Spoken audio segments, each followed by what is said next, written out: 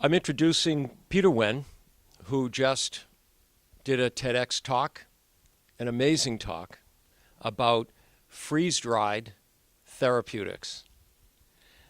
Peter, um, you described how it's possible to take or let's say create a therapeutic substance in a freeze-dried format, which can then be activated by the addition of water.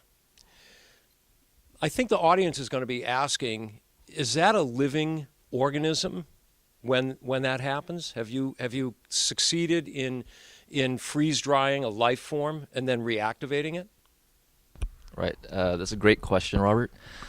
So we're not actually freeze drying cells. That is actually done. You can freeze dry cells, and some of them will survive. The majority of them will die. What we're doing is we're actually just freeze drying the internal components of the cells. So you've basically removed the outside of the cell. There's no cell anymore. It can't replicate. It can't divide. And so it runs a limited program. We do add into this chemicals such as amino acids or sugars so that it can power and make that whatever molecule you want using the leftover machineries. But it's just basically a limited program that runs until it basically runs out of energy, and it makes the molecules you want in that process. And you've also described how the process could be packaged into a small unit, a compact unit, to take to disaster areas. Right. And are there currently limitations that you've encountered in order to make that happen? And what's your prediction about when we're actually going to see these kinds of therapies available in these areas? Right, that's another great question. So one outstanding question is, what's the format going to be? Will you have extracts with these DNA programs already put into the extract so that you just have to add water? Or do you want to send off these freeze-dried extracts and have a library of DNA so that you can mix and match right where you are, right? Another point, another kind of obstacle towards this technology being developed for actual field deployment is this additional top layer of technology that needs to be added onto our technology, and that is how to purify the therapeutics on demand right where you are. So when you make the therapeutics, of this cellular machinery is there making your therapeutics. In the end, you have to separate out your therapeutics from what's making them, the machinery. And you have to do it in a purified manner such that it can be injected.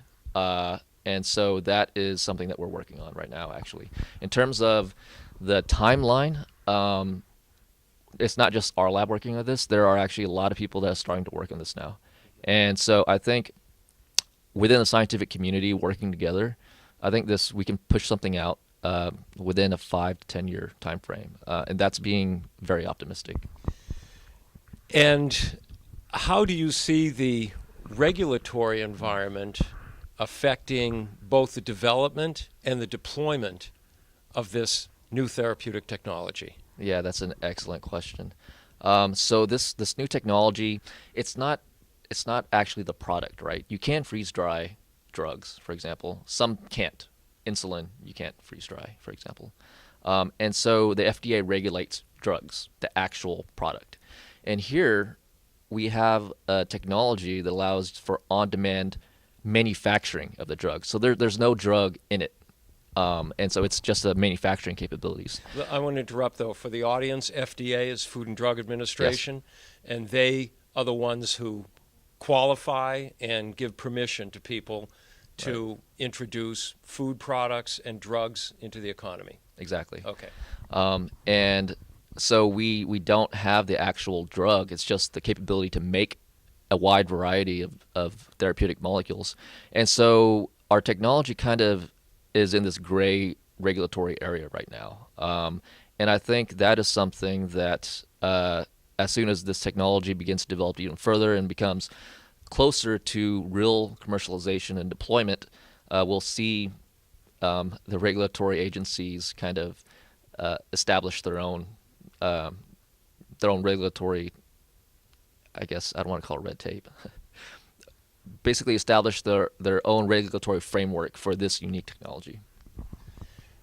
And just as an aside comment, it seems to be a perennial problem of government and regulators today to try to catch up to where technology has already gone Right. in a considerable time before they're ready to even deal with it. I mean, it's happening faster and faster nowadays with all kinds of new technology, like self-driving cars and all these new medical therapies that are coming out. So it's really hard to kind of continually develop these new regulatory frameworks.